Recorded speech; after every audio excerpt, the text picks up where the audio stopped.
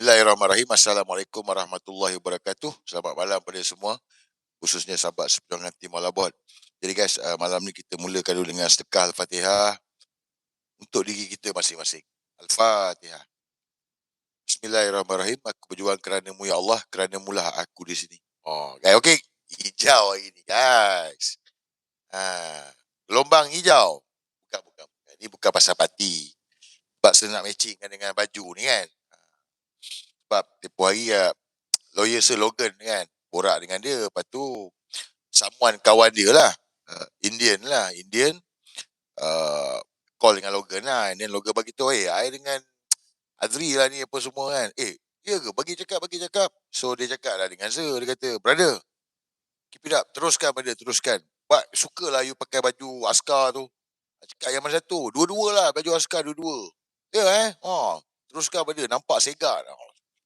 Saya pun malam ni pakai baju askar lah. Satu lagi tu baju tengah basuh kan. So pakai baju ni lah malam ni kan. Bukan nak pergi perang tapi signal.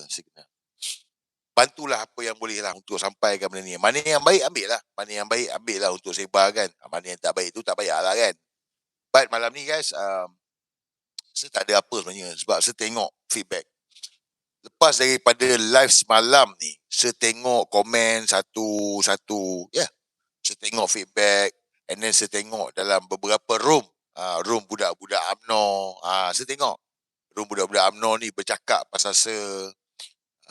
Jadi malam ni saya nak buka Q&A lah. Dan saya yakin ramai juga nak tahu kan apa benda sebenarnya yang Sir Azri ni cakap. Especiallynya apabila habis kalau tak undi UMNO, tak undi PH, nak undi siapa? Dia jadi macam itu pula kan. Habis tu kalau semua tak okey macam mana? Dan ada jugalah bila live semalam ni saya bagi tahu. Kalau di UMNO ni mana? Kau bekerjasama dengan DAP lah. So saya tengoklah budak-budak UMNO ni dia cuba menggunakan bidak-bidak catur atau malam ni bidak-bidak catur ni bagi tahu. Dia kata kalau kita menang 56 kursi, kalau kita menang 40 kursi DUN dekat Johor, kenapa nak bergabung dengan DAP? Nampak tak? So ini naratif yang dimainkan. Dan saya yakin korang sekarang ni ada 890 dekat YouTube, ada 600 dekat Facebook, pun mesti ada yang di kalangan korang berfikiran benda yang sama. Betul tak? Kan? Kalau dah UMNO menang 40 kursi dekat DUN Johor, kenapa nak kena bergabung dengan DAP? Okey. Ini naratif yang mereka mainkan. Jadi malam ni saya akan explain dekat korang.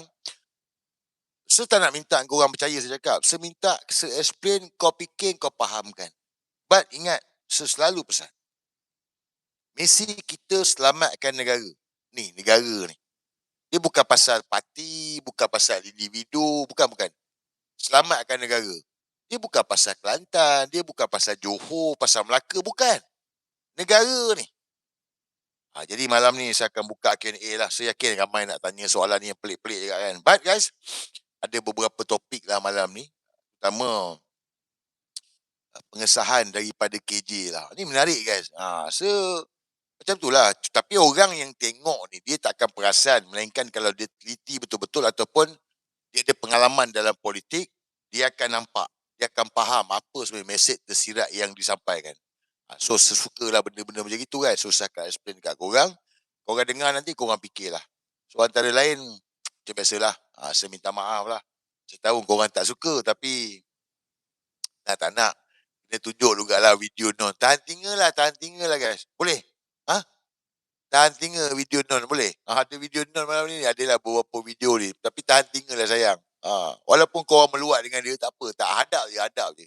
Sebab ni nak bagi korang faham. Kalau tak tunjuk video non, tak faham. Jadi kena tunjuk juga video non kunyit ni, bagi korang faham. Dan, ada. Saling kongkang ada.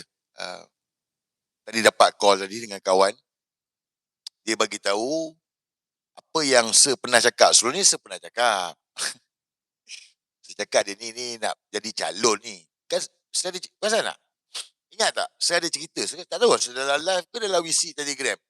Saya cakap dia ni nak jadi calon ni. Nak lobby jadi calon. Saya rasa dalam live saya bagi tahu. So pengesahan daripada kawan, memang dia lobby nak jadi calon.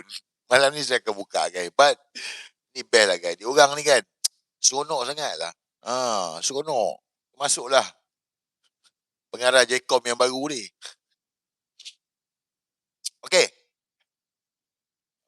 Bodoh.